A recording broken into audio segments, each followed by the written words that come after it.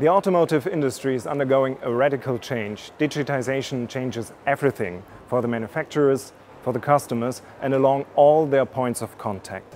We will now discuss how NTT is going to implement this digital customer support with BMW.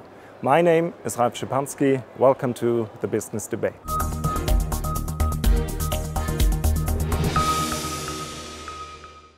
We are guests here at BMW World.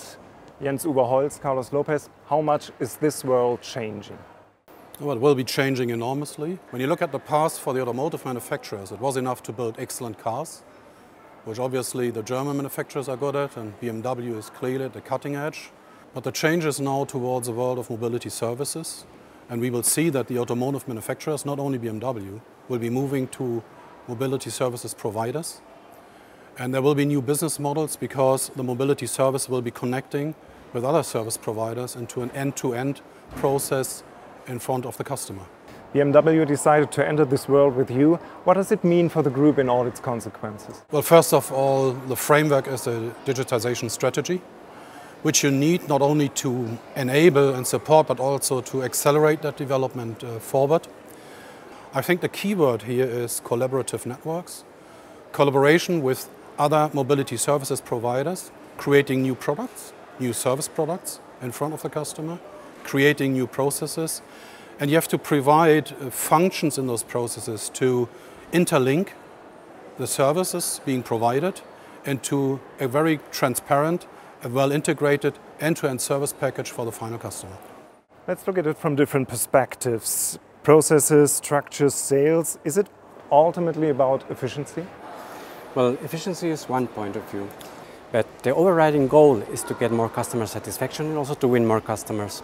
So we are working with BMW, implementing a holistic view over all the process, from the first contact to making offerings, to making contracts, and also to ordering the configured cars, and all in complying all the legislative rules which have to apply. And more important is also we are building the systems in that way that they are future-proof so that they can run also in the cloud. In order to make such a transformation of all processes sustainable, literally everyone must go along with it. This digital transformation also has a human dimension. Can it be directed? Yes. Digitalization is not only about technology.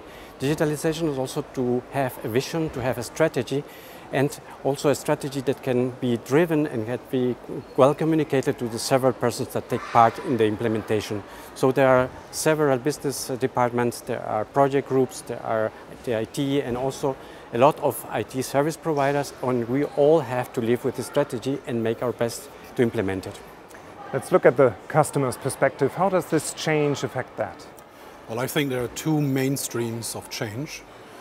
One is that if you compare with the past, where the potential customer informed himself mainly through paper-based materials, so catalogs, brochures, configuration lists, through what is today on offer in information on the internet provides a much deeper and much broader understanding of the vehicle and the possible configurations on the potential customer side. So they will come to a dealership, to the point of sale, being better informed. And I want to have a much more detailed consultative approach by the salespeople to come to a complete and attractive offering. And the second stream of change I'm seeing is that is a bit hand in hand with the mobility services perspective I've just said before. They will be looking at holistic packages to include, for example, also insurances, travel packages, or mobility packages which will come along with a new vehicle. For example, mobility when you travel to other towns or cities where you don't use your car for, and you use the service of a mobility services provider. But does it mean that the customer is already ahead of the automobile industry as far as his expectations are concerned? In some ways, yes. But now we are closing the gaps with our digital strategy. So, for example, at the moment, similar as in tracking systems, we are able to track the production of a vehicle, and the customer can even change a configuration just before the car goes into the production line. You're right, the customer lives with the retail world in another kind of processes and other kind of dynamic, and this will influence also the way the suppliers and OEMs will respond to that. What does BMW World look like in 5 or 10 years, in your opinion? Good question. I think we will see a much larger percentage of electrical vehicles being here. I also believe we will see quite a lot of autonomous vehicles being here, reflecting the change of the automotive or BMW world in terms of ecosystem in a wider sense. But I think that BMW is like the other German automotive manufacturers very well positioned for this new world. BMW I see really at the cutting edge and the leading edge of this movement, and I'm quite sure they will be capable and they will make sure that the Freude am Fahren or keep the fun into the driving. Uwe Holz, Carlos Lopez, thank you for this business debate.